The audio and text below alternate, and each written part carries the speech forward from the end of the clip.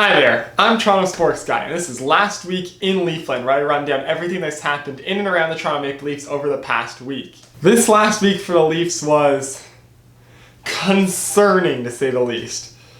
Last week, after the loss to Montreal, I said how the Leafs bounce back from that and how they perform against contenders like the St. Louis Blues and the Tampa Bay Lightning would really be their first true test this season to see what this team is made of. So the first game of the week against St. Louis, that game was actually really close. It could have gone either way, but the Leafs unfortunately lost 3-2.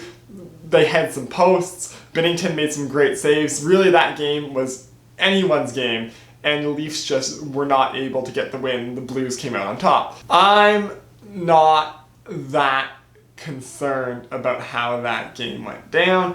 I think it was a very good performance by the Leafs. I'm actually quite happy with that game. I thought they played very well. They just got stoned by a great goalie in Binnington, and they were just unlucky. And really, okay, the first goal there, Freddie probably should have had, but besides all that, it was a solid all-around performance by the team. And in that game, I think they really showed that they can play with the best teams in the NHL, with the reigning Stanley Cup champions, and be okay. Then they went into Thursday night's game against the Tampa Bay Lightning.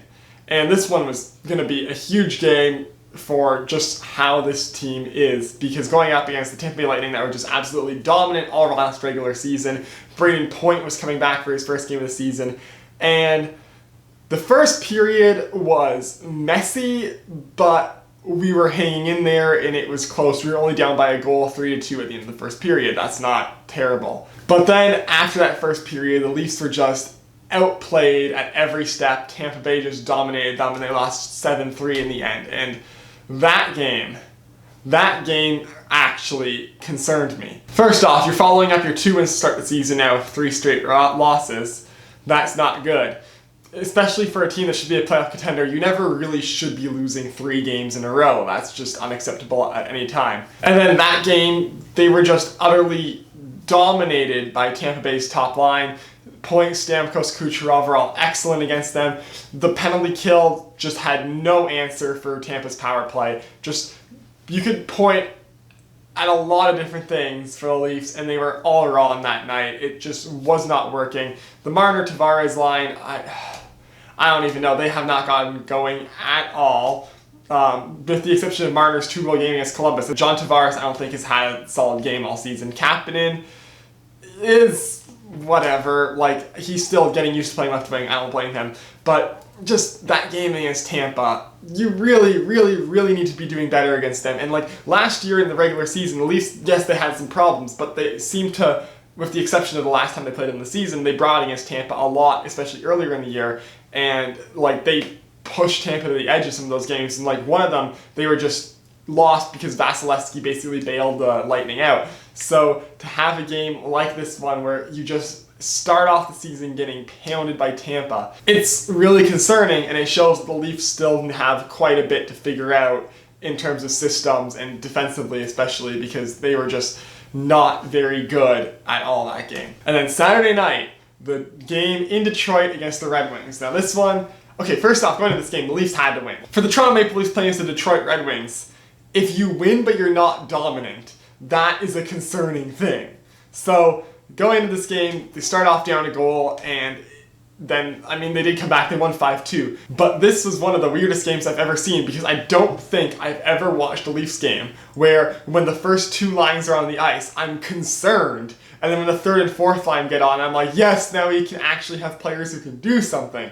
Because both the top 2 lines in that Detroit game just looked miserable. If it wasn't for the bottom 6 just being on absolute fire, this game would have been a disaster for the Leafs. But that bottom 6, what a game they had against the Red Wings. Ilya Mikheyev was fantastic. Soshnikov, I thought, his best game by far. I think with that game, Soshnikov for sure has put in a pitch for him to be a regular on this team this season. The entire bottom 6 was great.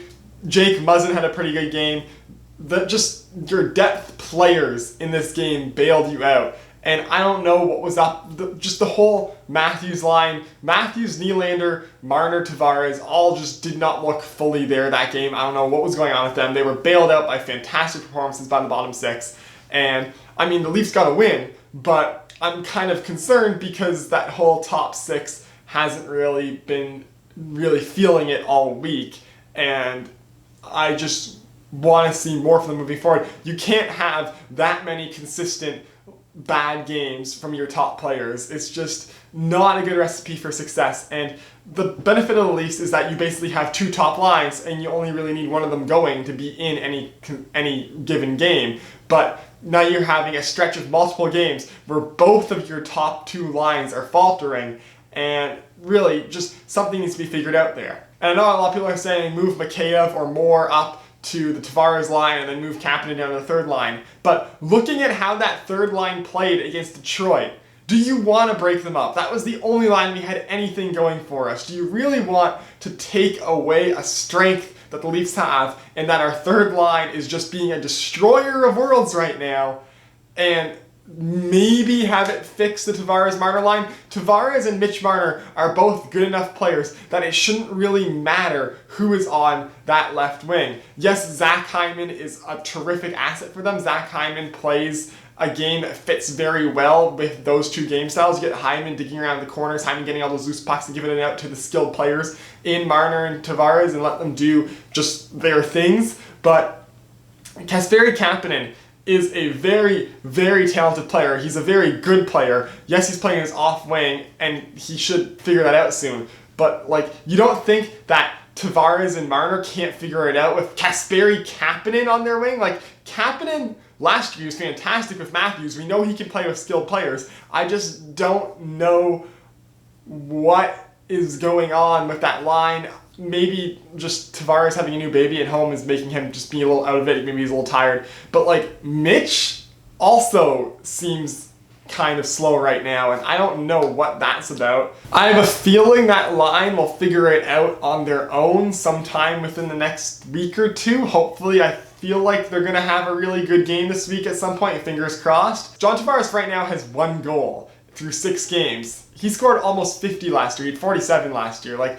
This guy should be at 3 or 4 goals right now just to maintain the pace he had last year. And Marner, well, he actually has 6 points in 6 games, but we pay him, and last year he proved that he should be over a point per game player, so he needs a little more. Tavares needs more. Kapanen, he'll figure it out. He's on the left wing. I'm giving him just a tiny benefit of the doubt because I feel like being on his off wing has messed him a little bit. Also, being in more of a grinder role as opposed to more of a skilled speedster role isn't really helping him perform to start the season off. That line will eventually figure things out, but you need the Matthews line to be on it while that line is figuring things out. And recently the Matthews line has not fully been on it, so that's where we lead into these problems where if it wasn't for your bottom 6 deciding that they are all gods, you would have lost to the Detroit Red Wings. So yeah, all in all,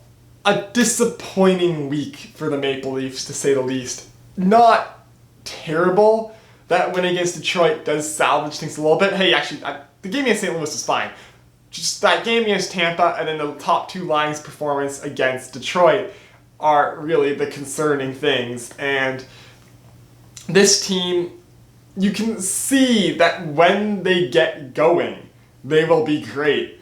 I'm just waiting for that next level to come. And don't say Zach Hyman missing is what's killing this team, because this team on paper is good enough that they shouldn't need Zach Hyman to be there to be winning games and be in these games. But yes, he will be a huge help when he comes back, just giving Tavares and Marner with someone that they're used to. But for right now, while they're still waiting for Hyman to get back, you need to start getting some wins in so that you can keep yourself near the top of the Eastern Conference standings, so that when Hyman and Dermott both eventually come back, you're not spending the rest of the season playing catch up. So yeah, that does it for this week's video. If you like it, hit like. If you want to see more of my stuff, hit subscribe. Follow me on Twitter, link is down below in the description, and I'll see you next time.